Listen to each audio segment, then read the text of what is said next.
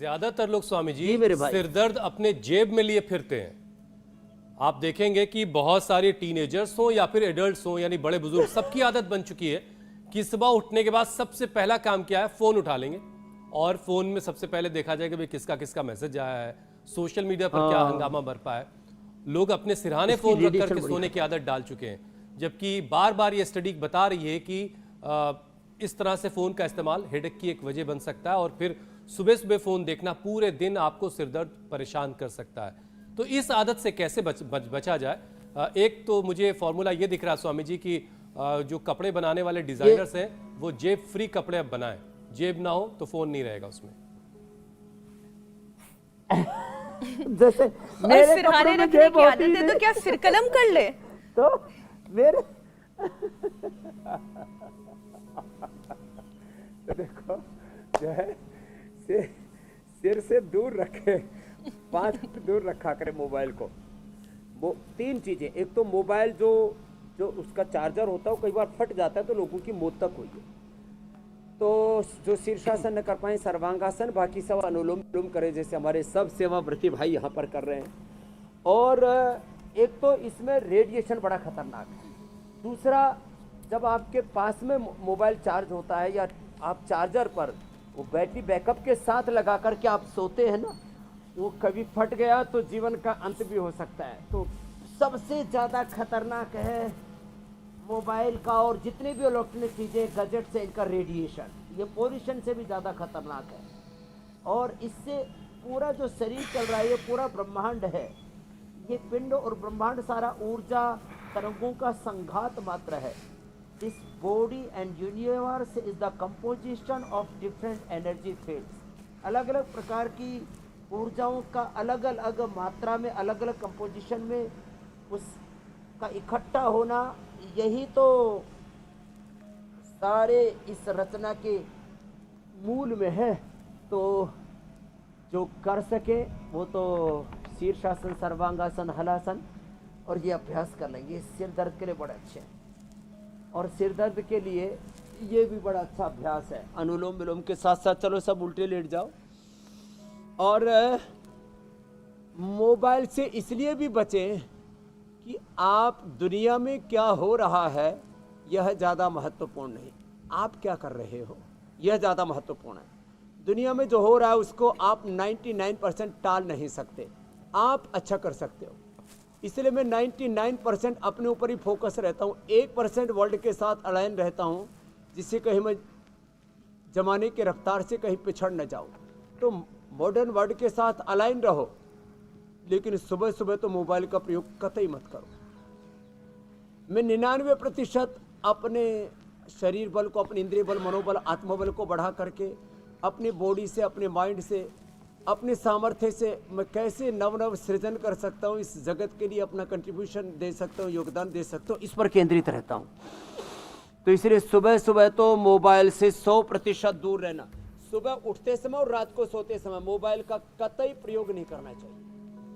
खैर, जितना इन चीज़ों से दूर रहेंगे उतना ही ऊर्जा से भरपूर रहेंगे। तो इससे तो बचना ही पड़ेगा। मोबाइल का रेडिएशन, फिर पोल्यूशन, फिर अलग अलग जो नेगेटिव चीज़ें हैं चारों तरफ समाज में, हम सामाजिक, आर्थिक, राजनीतिक, धार्मिक जगत में देखते हैं किस तरह से लोग लड़ झगड़ रहे हैं, एक दूसरे के खून के प्यासे हो जाते हैं।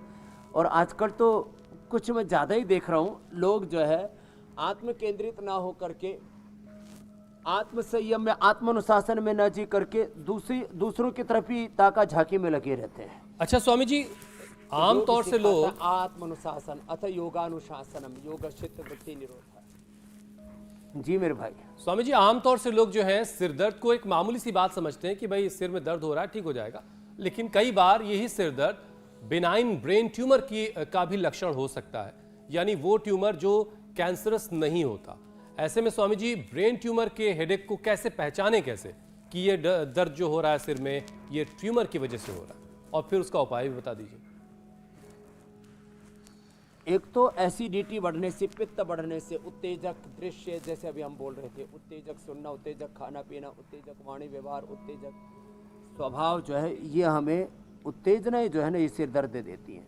तो वो तो वो मन से दूर हो जाता है। कई बार कफ कोल्ड से, उसके लिए जन्नती सूत्र नेत्र जो इधर नस से कर रहे थे हमारे बालक, उससे, और ये जो सिर अभ्यंग कर रहे थे, बादाम, रोगन, वॉलनट ऑयल और almond oil, virgin coconut oil, फिर हमने ठंडा तेल भी बना रखा है, और लंबे लंबे श्वासों के साथ केश कांति तेल से ऐसी सिर पर मसाज करते हैं। तो जिनको कफ बढ़ने से होता है उनको नस से और अभ्यंग से, और वात के कारण से सिर में दर्द है तो ज्योतिषमती और अणु तेल दोनों को मिला करके कर लें, उससे ठीक हो जाएगा। अब सामान्य सिर दर्द तो मेधावटी मेमोरी ग्रिड से ठीक हो जाता है, लेकिन ये जो बार बार दर्द बना रहता है और दर्द मिटता ही नहीं है, जो कंटिन्यू पेन होता है ना, तो समझ लो ने वात पित्त कफ के कारण से नहीं, कंटिन्यू जो पेन है वो स्ट्रेस के कारण से नहीं, कंटिन्यू जो पेन है, कई बार सिर नींद पूरी ना होने से भी सिर में दर्द होता है, कई बार ओवर थिंकिंग नेगेटिव थिंकिंग के कारण से भी सिर में दर्द हो जाता है, मैंने कहा त्रिदोष के कारण से भी दर्द होता है। तो जब लगातार दर्द बना हुआ है तो इसका मतलब अंदर ट्यूमर प्रेशर दे रहा है और उससे आपके ब्रेन के सिग्नल गड़बड़ हो रहे हैं, ब्रेन के न्यूरॉन्स, ब्रेन के स्नैप्स उस गड़बड़ हो रहे हैं। उसके लिए मेधावटी मेमोरी ग्रिड के साथ हम सिस्टोग्रिड देते हैं, और यदि कैंसर्स भी हो तो भी ठीक हो जाता है सिस्टोग्रिड डायमंड से। तो ये जो कंटिन्यू दर्द है ना, तो समझ लो 99% ये ट्यूमर के कारण से, और ट्यूमर का भी इसलिए मैंने साथ साथ इलाज बता दिया है। सुबह उठ करके शंख बजाना चाहिए, ये बड़ा ज़बरदस्त होता है। तो मकरासन, भुजंगासन, शलभासन, धनुरासन ये तो करना ही चाहिए। और ये जो अब जो शंख वादन है ये भी बड़ा ज़बरदस्त फायदा करता है।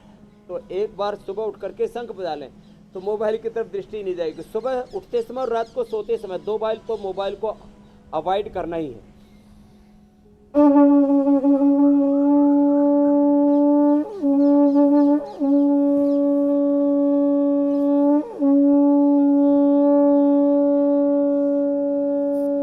लंबा ऐसे बजाते हैं, तो मैंने थोड़ा प्रतीकात्मक बजाए, कम से कम 1 मिनट तक ऐसे लंबा शंख बजाएं।